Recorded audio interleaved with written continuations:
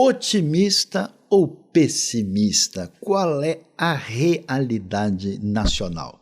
Já dizia o grande Martinho da Vila que a vida vai melhorar, a vida vai melhorar.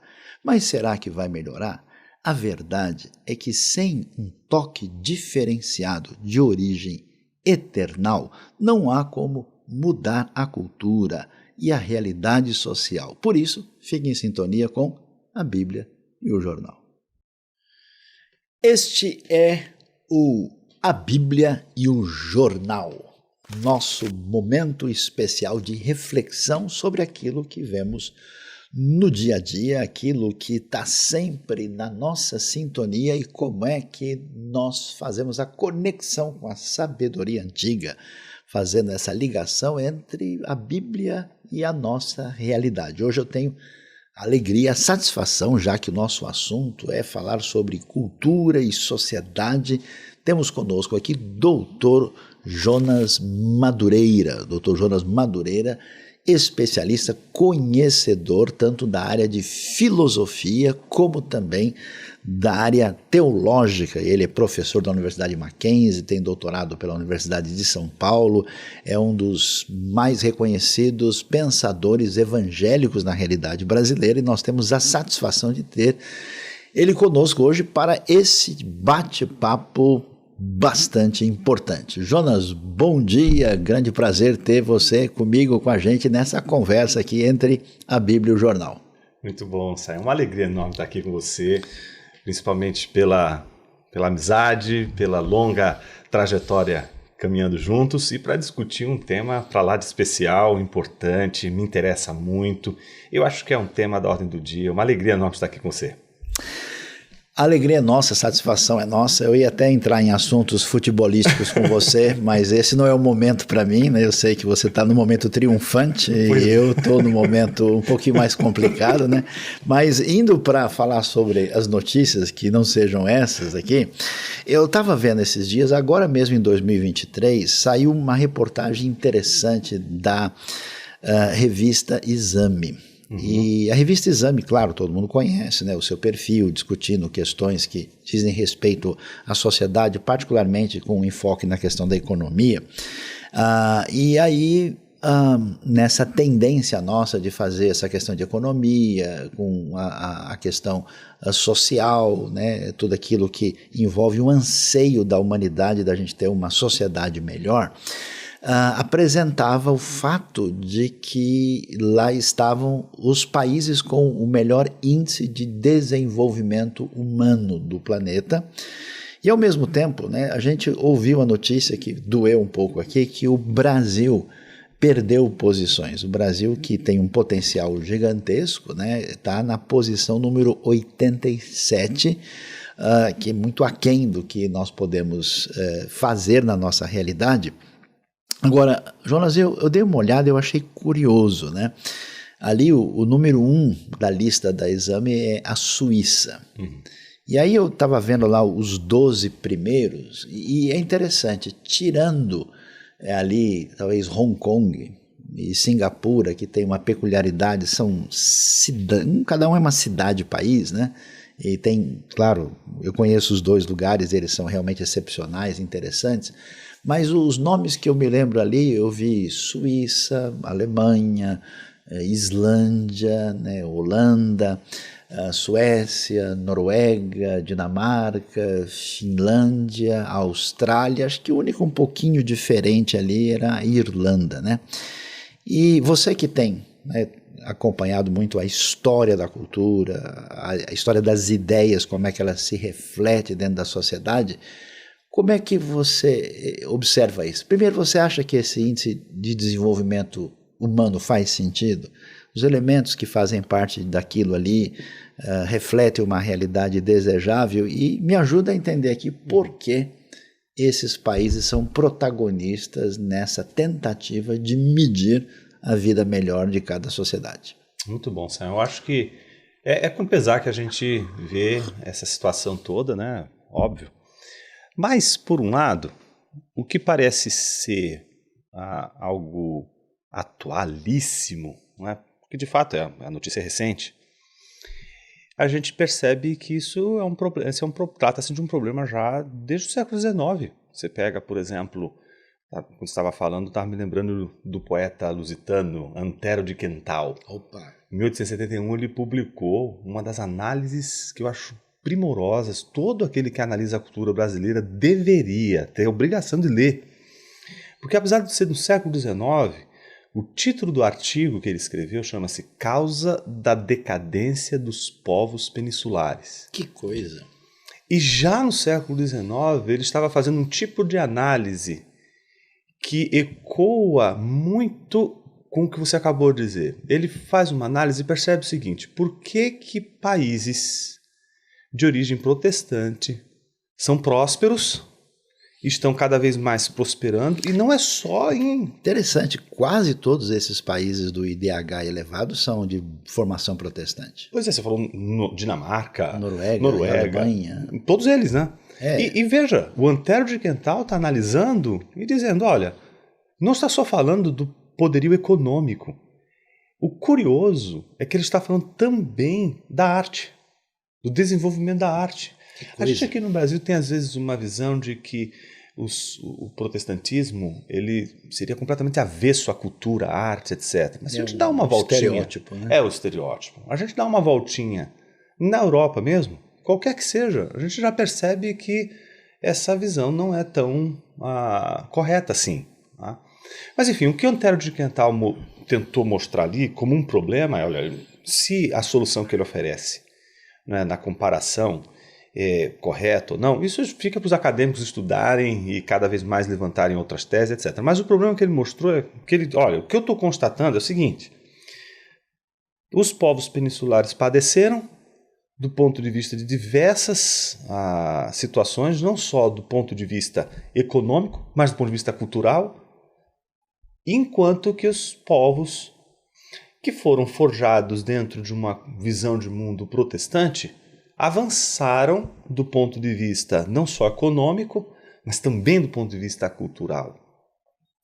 Quando eu vejo o Antero de Quental já percebendo isso no século XIX, e vejo você me trazendo essa notícia agora, né, que faz que claro, para quem trabalha com educação, como a gente, que está sempre envolvido com educação, e a gente não quer só ensinar conteúdo para os nossos alunos, a gente quer fazê-los, através dos conteúdos, serem formados, serem educados. Né?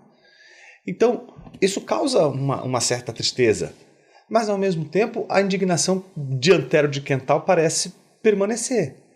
Ora, por que no índice que você acaba de mencionar, você tem ali 2 ou 3 que não teriam uma origem do ponto de vista de uma visão de mundo protestante, mas a outra maioria esmagadora, se me falha a memória, a Noruega estaria em primeiro.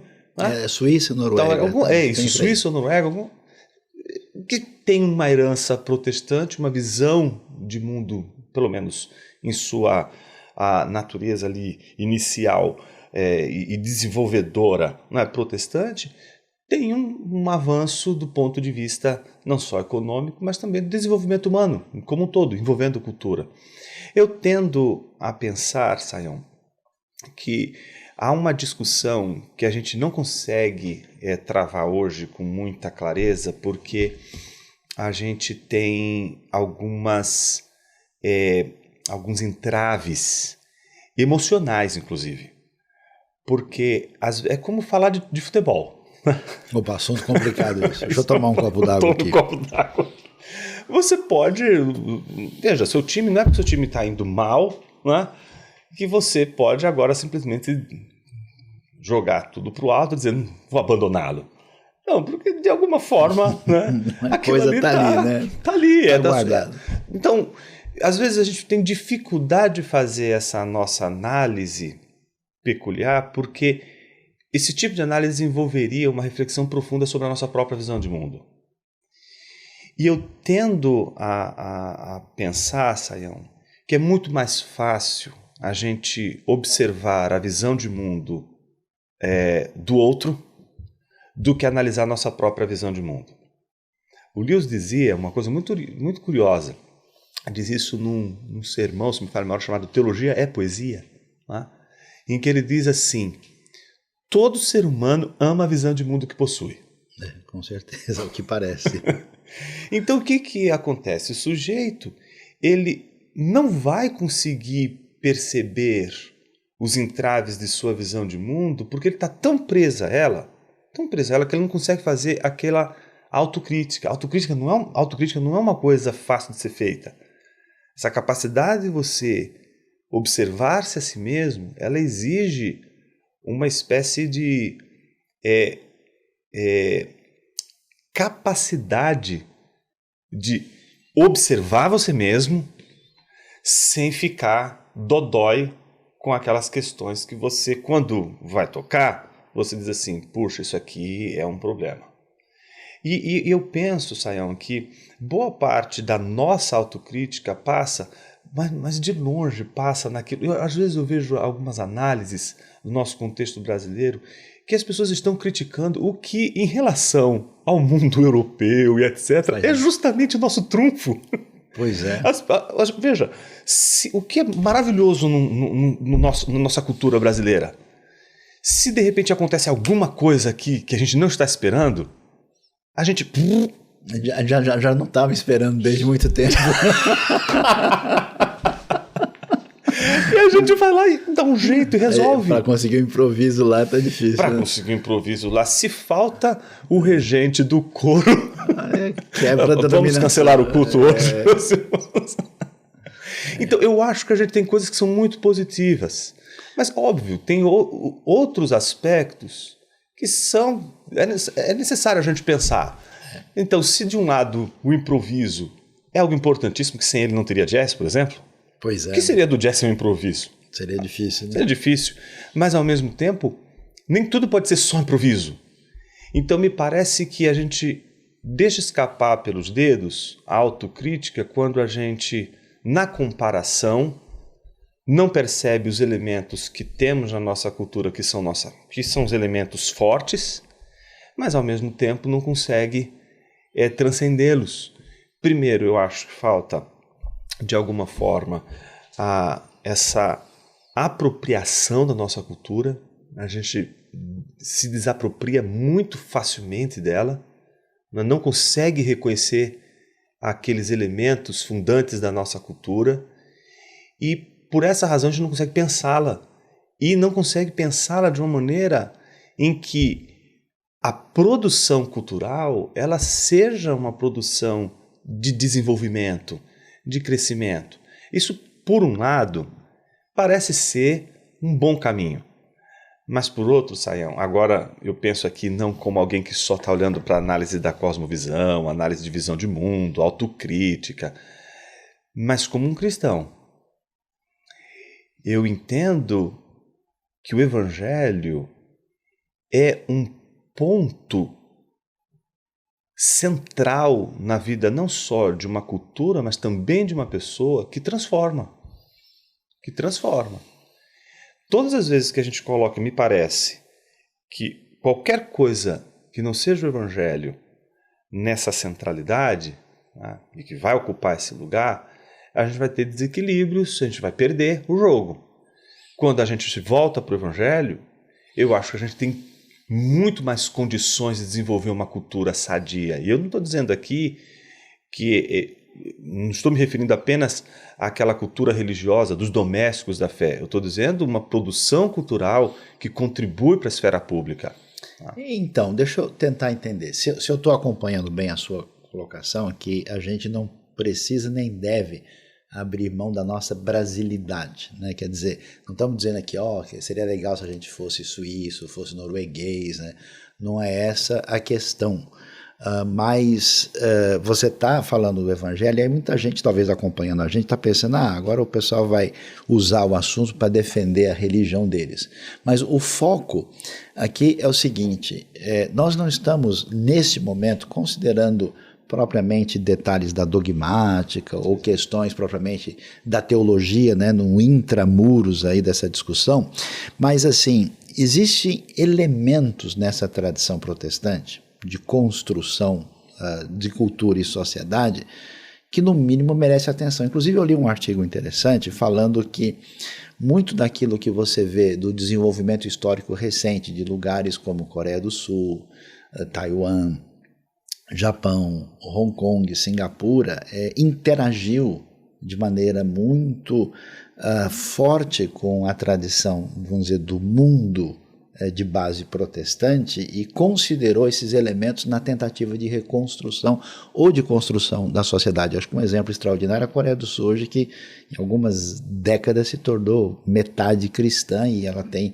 um perfil muito peculiar nesse sentido. Então, quando a gente pensa em a questão de pobreza, equidade, ética dentro da sociedade, liberdade, pensa nesses valores que compõem, né, essa realidade desejável como democracia, tal. Eu me lembro, uma vez eu estava passando na Suíça, a gente esteve junto na Suíça, a gente estava passando, e aí estava em Genebra e alguém disse, sabe a pessoa importante aqui do parlamento? Então a casa dele é ali, eu não podia nem reconhecer a casa do indivíduo, né?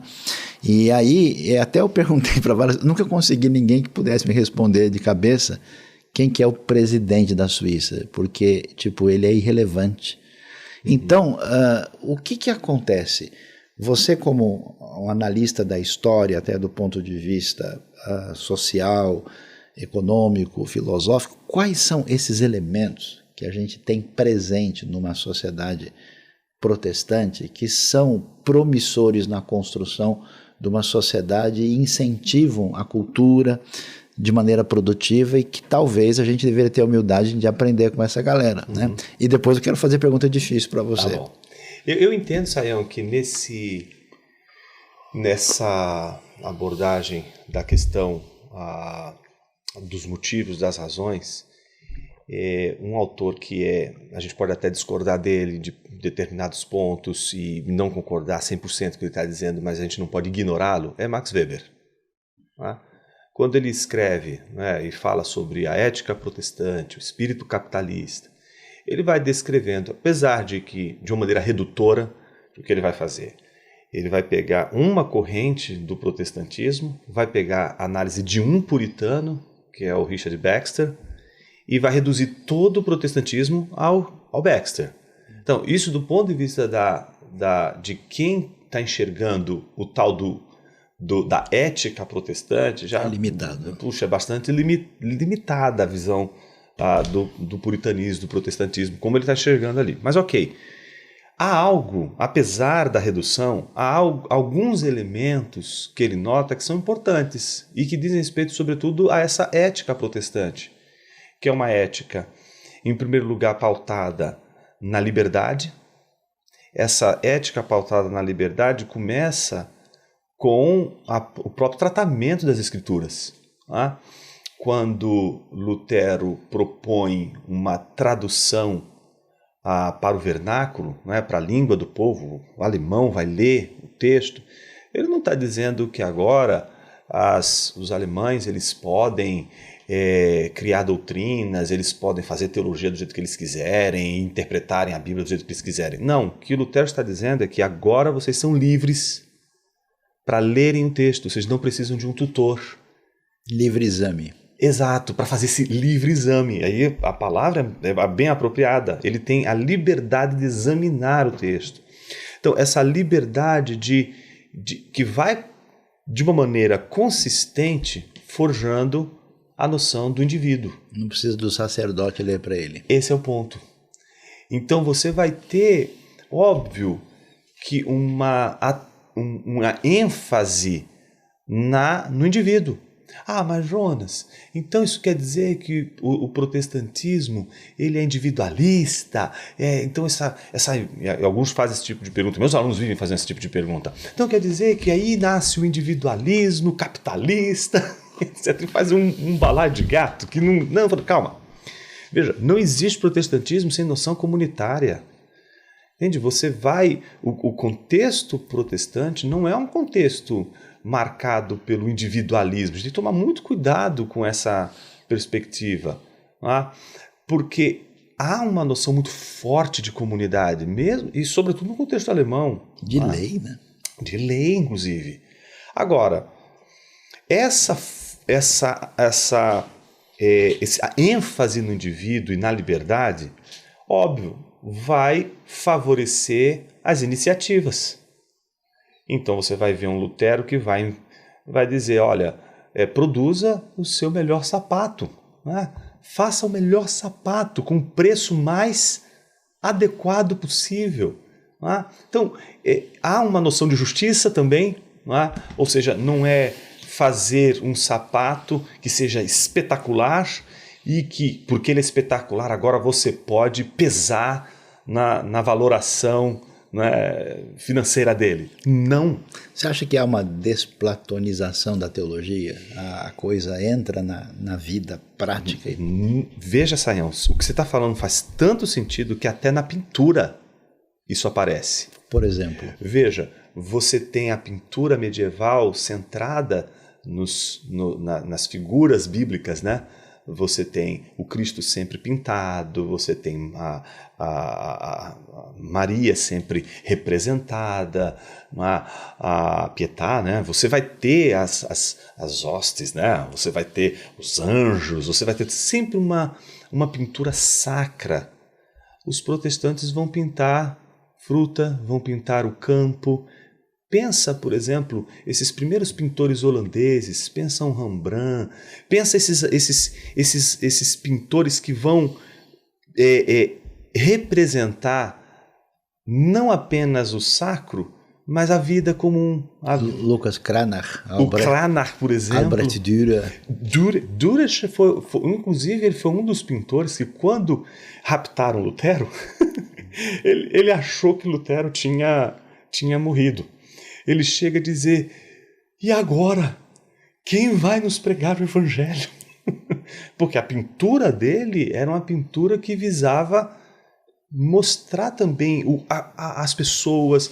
Então, se você coloca uma mesa de frutas, mas deixa uma fruta podre ali, né? Está simbolizando, olha, isso aqui é finito, tem a morte aqui presente. Então, há uma preocupação também com uma representação do mundo aqui, nesse chão. Por isso essa desplatonização que você falou é clara. E libertação do sagrado da sua prisão metafísica. Né? Exato. Porque essa prisão metafísica, como você está colocando, ela reduz a expressão daquilo que a gente chamaria de a glória de Deus apenas as visões mediadas por essa interpretação sacrossanta e não visceral, como se no visceral, na vida do campo, né, na vida do dia a dia, o sagrado também não estivesse ali. Então estão dizendo, não, o sagrado está aqui também. Então me parece que sim, essa desplatonização ela está presente já na pintura, já vai e está presente também na maneira do protestante lidar com o trabalho. Né? Então, imagina que você está lidando com para usar o termo do Huitzinga, né? O outono da Idade Média. Né? Você está lidando com uma espécie de situação também onde você tem goliardos, que são aqueles caras que vivem a vida, são os arruaceiros, e aquela coisa, né, totalmente prodigal. E você vai ver um protestante, não, peraí, a gente tem que ter espaço para o ócio, mas o ócio é complicado. Se você perde de vista o trabalho, você não tem um descanso. Então, é claro que dos pontos-chave da ética protestante está no trabalho. Ele vê no trabalho a realização do ser humano. Então, essa perspectiva vai, obviamente, interessar para aqueles que, dentro de um sistema feudal muito fechado, muito já determinado, e que estão dizendo, não, eu preciso... Essa casta, ninguém vai conseguir tirar deles nada, ninguém vai se envolver ali. E você vai ter do lado os comerciantes, você tem as guildas, os protestantes estão usando as guildas, eles estão vendendo, eles estão produzindo. Então, óbvio que isso vai trazer um movimento de desenvolvimento muito maior do que uma espécie de economia baseada numa distribuição centrada num feudo, numa estrutura dessa natureza como era a medieval. Então, eu entendo que sim, os protestantes eles desplatonizam, eles na esteira do Weber, né, tem uma ética do trabalho muito forte, então isso provoca, óbvio, desenvolvimento. Você vai ver que é uma das coisas mais interessantes, né? Você lê um John Bunyan, né? O Peregrino, e você compara com Macunaíma. É um pouco diferente. Você vai ver que é muito diferente, a personagem é diferente, não é? A maneira como lida com a vida é diferente. Então, óbvio que é uma análise superficial, porque a gente está falando a partir de literatura, uma série de coisas, mas me parecem serem sinais. Né? Então, mas você falando isso, eu acho realmente curioso, e aí quando você tem uma larga experiência no ambiente universitário, como eu também, e eu acho assim, né? Infelizmente o óbvio não está à disposição de todos, né? A gente, por exemplo, olhando para a história da Europa, você vai ver os povos da Escandinávia sendo tipo os últimos a serem cristianizados, né? E até me lembro, né, o pessoal falava da invasão dos vikings na antiga Normandia, ad furia Normanorum libera-nos Domine, livra-nos, ó Deus, da fúria dos homens do norte, né? E aí, todo o eixo cultural preponderante que nós temos no período antigo até o medieval é a Europa do Sul. Tem a cultura grega, a cultura latina, a glória de Roma, o momento extraordinário da Península Ibérica. E a gente vê que do século XVI, essa cultura efervescente, prolífica e promissora, ela se desloca para o centro-norte da Europa. Então você vai ter um caminho impressionante na cultura alemã, né?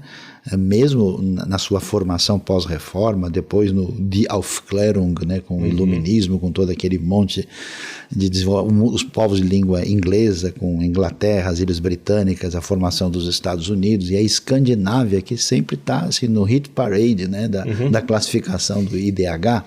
Então é difícil demais você pensar e falar, não é possível que a formação dessa base que o protestantismo legou não tenha uma influência direta sobre isso. Mas eu quero complicar a sua vida aqui, em nome da nossa amizade, porque o pessoal chega a falar, vocês estão falando aí, mas a Itália tem muita coisa extraordinária também, e aí vocês ficam talvez fazendo um jogo não muito legítimo, porque olha países como a Áustria, olha a França. Aliás, a França é centro de admiração não só da realidade brasileira, até mesmo de Portugal, né? Os grandes poetas, literatos nossos estavam lá sempre tentando estudar na Sorbonne, em Paris, né? E a Bélgica, né?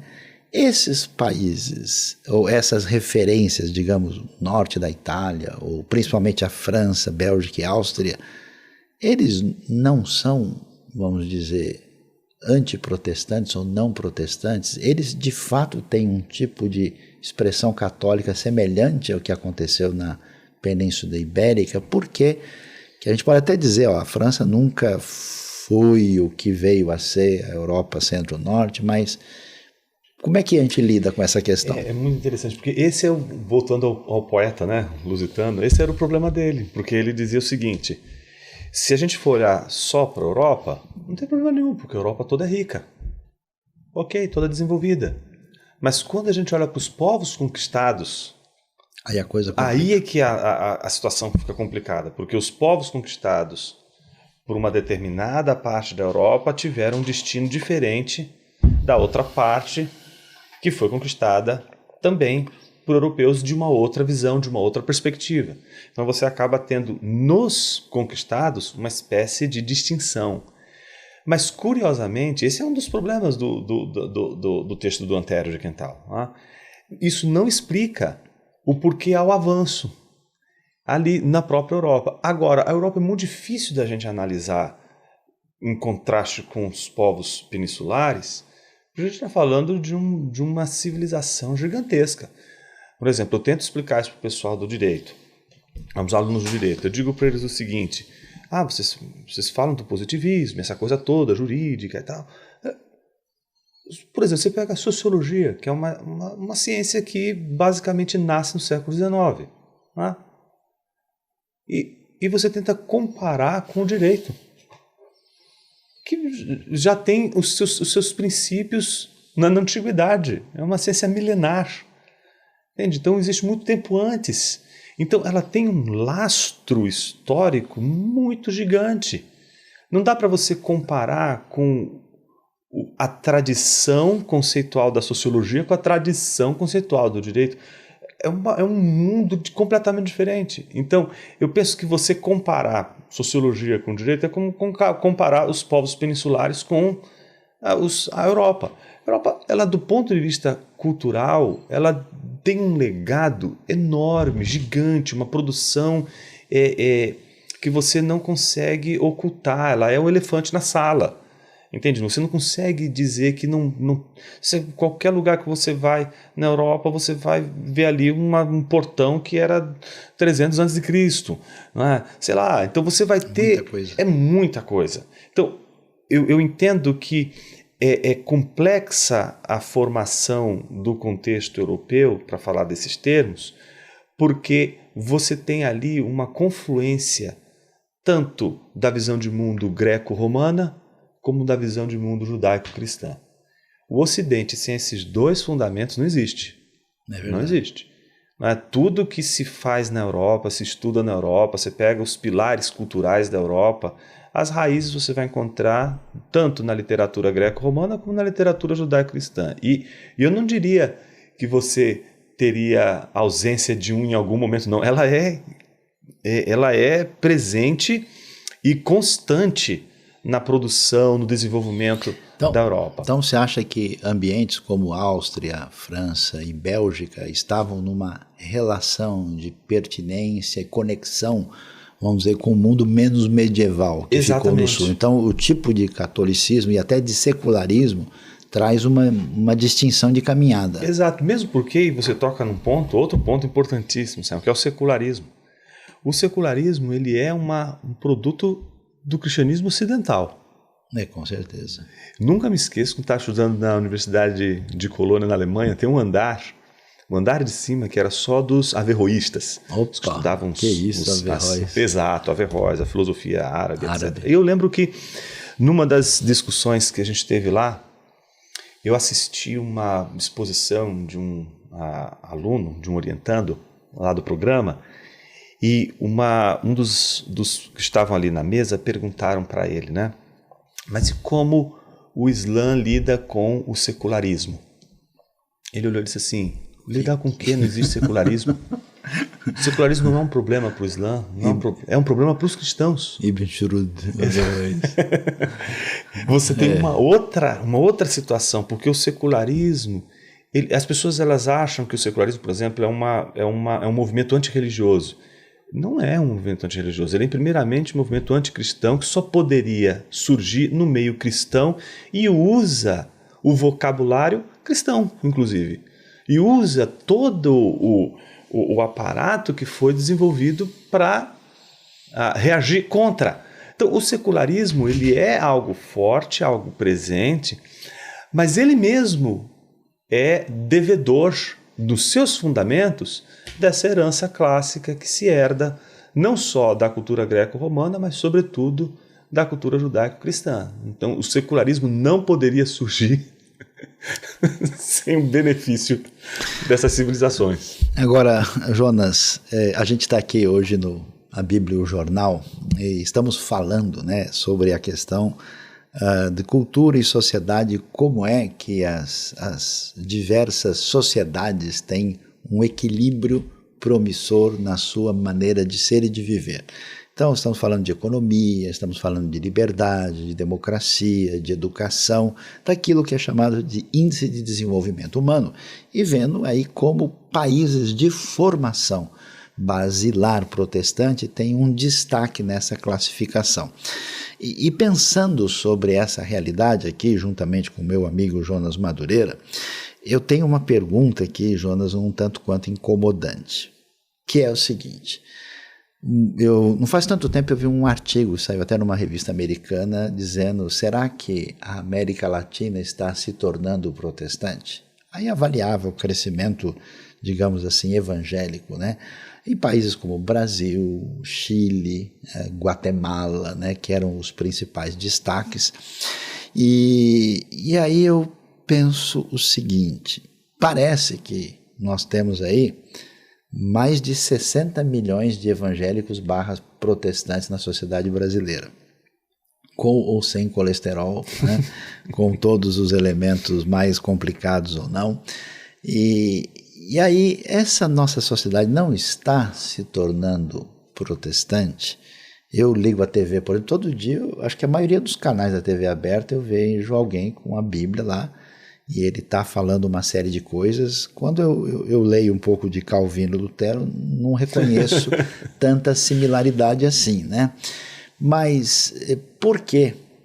Me corrija se eu estiver errado. Por que essa realidade religiosa que aparece, por exemplo, no Brasil, em grande parte da América Hispânica e em outros lugares do mundo também, mostra para a gente um tipo de protestantismo, meio evangélico, de teor um pouco diferente. Esse contexto, será que tem potencial para produzir uma sociedade assim, ou ele é reflexo de uma outra situação? Quer dizer, todo protestantismo é saudável do ponto de vista da construção, ou existe protestantismo assim que precisa melhorar um pouco? Não, como é que é essa história? É maravilhosa. E já começa pelo termo evangélico, né? Se você falar evangélico na Alemanha, é um luterano. Se você fala evangélico no contexto britânico, já é um outro evangélico que é diferente do evangélico norte-americano e que no contexto latino-americano, especialmente no Brasil, também é outro contexto, tem outros princípios, né? Eu entendo que o nosso protestantismo, não é só o evangelicalismo brasileiro ou evangelicismo brasileiro, mas o protestantismo brasileiro tem uma alma católica muito forte. Como é que é, mano? Peraí. Imagina o seguinte, Sayão. Protestante brasileiro de alma católica. Isso aqui tá virando assombração. Tá virando. Então, como é que é essa? Explica pra gente esse negócio. Sayão, eu fico me perguntando, né? Em que sentido isso? Imagina que quando a gente impetra a bênção apostólica no final do culto. Um protestante simplesmente ouviria. Mas no momento que o protestante faz assim, ó, baixa a cabeça, fecha o olho. E chupa o dente. Entendeu? Esse é uma outra referência. É um misticismo. É uma outra referência, é uma outra maneira de lidar com a tradição. E veja, não há como a gente se livrar disso. Eu acho que o pensador protestante que não consegue enxergar essas coisas e analisar elas com clareza e sensibilidade, a ponto de perceber que isso está entranhado, não vai conseguir entender o evangelicismo ou o evangelicalismo brasileiro. Porque desde a nossa formação, veja, a gente não lê O Peregrino. O Peregrino é um livro básico para anglo-saxão. Exato, o anglo-saxão está ali lendo quando é pequeno, como a gente vai ler os nossos livros aqui. E os nossos livros, a nossa literatura, ela é uma literatura fortemente católica, né, de tradição católica. Tá? Salvo um ou outro autor que a gente se surpreenderia, como por exemplo o Nelson Rodrigues, que teve uma origem batista, né? Pois é, a prática não era tanto. A prática não era tanto. Mas você já vê alguma coisa ali talvez diferente quando se fala, quando você tem alguma expressão religiosa ali, você tem já um viés ali mais protestante que aparece ali de alguma forma na linguagem, né? Mas ainda assim é um contexto que a gente não pode negar. O nosso transfundo católico ele é inevitável, incontornável. Então, a gente tem que saber lidar com essa realidade, entendendo que algumas coisas elas são tão culturais que a gente faz sem a gente perceber. Então pode haver um indivíduo que ele seja de verniz protestante, mas a sua estrutura de pensamento continua. Agora a gente entrou no ponto, Sayão. Imagina o seguinte, as pessoas pensam assim. Como que as pessoas pensam? Eu tenho uma cosmovisão. A teoria da cosmovisão é uma das coisas mais complicadas. Eu não sei, eu ainda estou para entender onde a gente for chegar com isso, mas a pessoa acha que ela tem uma cosmovisão. E essa cosmovisão é perfeitinha, toda arrumadinha. Minha cosmovisão agora é protestante. Sim. Então ela não tem contaminação de absolutamente nenhuma outra visão de mundo. Errado, não tem, isso não acontece. Primeiro que você não constrói uma cosmovisão. Né? Você nasce, cresce num contexto. Esse contexto, a visão de mundo está presente na própria organização dos objetos. É o oxigênio. É o oxigênio, a ordem das coisas. Eu tento explicar isso para as pessoas. E as pessoas ficam assim, mas Jonas, não estou entendendo. Eu falei, pensa o seguinte, o jeito como... Você entra numa casa agora, Sayão. Você olha e observa o Salmo aberto, a Bíblia aberta no Salmo 91 com um copo de água do lado. Você já sabe o segmento. Exatamente. Se você entra na casa do sujeito e vê uma carranca na frente, você já sabe o segmento. Você vê uma imagem, não é, da Aparecida com uma vela, você sabe o segmento. E o jeito como uma pessoa organiza a casa dela, você vai dizendo, essa pessoa ela tem um estilo X, essa pessoa tem... Porque a própria organização dos objetos do mundo representa essa visão de mundo. Eu tento dizer para as pessoas o seguinte, imagine se você fosse fazer um regresso até a primeira cosmovisão do mundo. A primeira visão do mundo não sequer foi humana, foi divina. Deus pegou, organizou tudo, não entregou a gente o Éden. No Éden deu um jardim ordenado. Ali estava a visão divina, estava ali. A gente assimila aquilo ali. A gente cresce com aquilo ali. E o que pode acontecer no meio do caminho? A gente pode rejeitar essa visão de mundo, mas ninguém rejeita, Sayão, uma visão de mundo por nada. Você sempre vai rejeitar uma visão de mundo por outra visão de mundo. Só que para você aceitar uma outra visão de mundo, você usou os fundamentos dessa primeira visão de mundo que te formou para entender uma visão diferente da sua. Interessante. E não tem jeito. Será que corre o risco de trocar água benta pelo óleo ungido? Então, imagina, por exemplo, uma pessoa que era um ateu e se converte, certo? Ao cristianismo. A articulação dele. A articulação dele de recepção do evangelho é de uma visão de mundo ateísta. É interessante. E aí, aos poucos, ele de repente está tudo misturado. Observa um ateu, por exemplo, como C.S. Lewis, que transita de um lado para o outro. As primeiras questões dele são questões que um cristão jamais faria. É verdade. Só que quando a visão dele é modificada e ele tem um peso agora, que é uma visão de mundo cristão, as pessoas acham que agora é uma visão de mundo pura. Não existe visão de mundo pura. Você vai ter uma visão de mundo que é hegemônica, que é aquela que tem os seus princípios mais fortes, mas você é atravessado por outras visões de mundo que vão te influenciar, que vão influenciar você. Então, você nasce brasileiro e você, por mais que seja católico, protestante, umbandista, budista... É um brasileiro. É um brasileiro. Não tem jeito, você vai modificar. O sabor da feijoada não sai da boca. Não vai. Agora, mas vamos lá, você está me deixando meio... Deixa eu beber um copo d'água de novo aqui. Agora, apesar disso, a gente está dizendo que existem elementos na cosmovisão, na tradição protestante, que de alguma maneira são favoráveis à construção de uma sociedade mais equilibrada, e a gente tem algum nível de influência dessa realidade. Será que a gente pode dizer que nós temos algum protestantismo em construção na realidade brasileira, ainda que seja aí meio com tacacá e feijoada e tal, ou será que realmente, vamos dizer, passou do ponto, né? Assim, olha, a coisa está indo mais para o pensamento mágico, reiterando, né, uma visão mística da realidade, o que não parece ser muito promissor do ponto de vista da construção de uma sociedade equilibrada. Eu vejo isso, Sayão. Eu vejo que a gente tem uma... E aí a gente volta àquela questão inicial. A coisa mais difícil no mundo é você fazer autocrítica. Porque a gente gosta da visão de mundo que a gente tem. Como é que a gente ajuda isso? Esse é o ponto. Eu acho que se a gente não tiver condições de, em primeiro lugar, desenvolver uma humildade, eu vou chamar aqui de humildade epistemológica, e vou explicar o que é isso. Uma humildade epistemológica é uma humildade no conhecimento. Essa humildade passa pelo pressuposto de que eu não sei tudo. Eu ignoro algumas coisas e são coisas importantíssimas. A gente acha que até Deus é brasileiro, né? Aí fica difícil. Aí fica muito difícil. Porque aí fica fácil. Deus concorda com a gente, né? Aí quem vai discordar de Deus?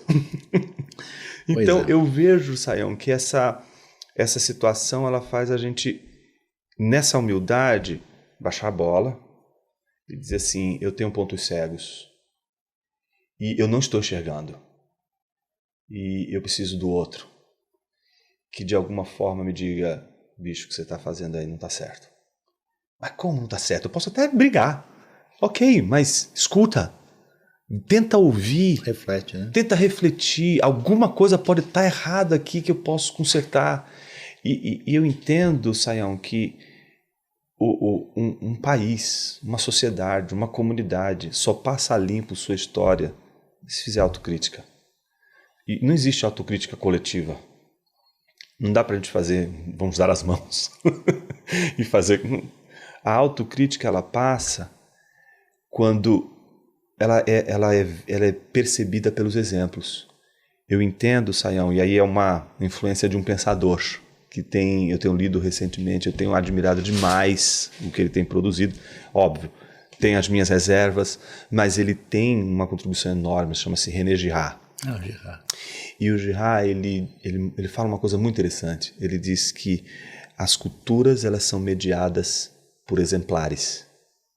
Então, se os líderes de uma sociedade não dão exemplo de autocrítica, não espere autocrítica da sociedade.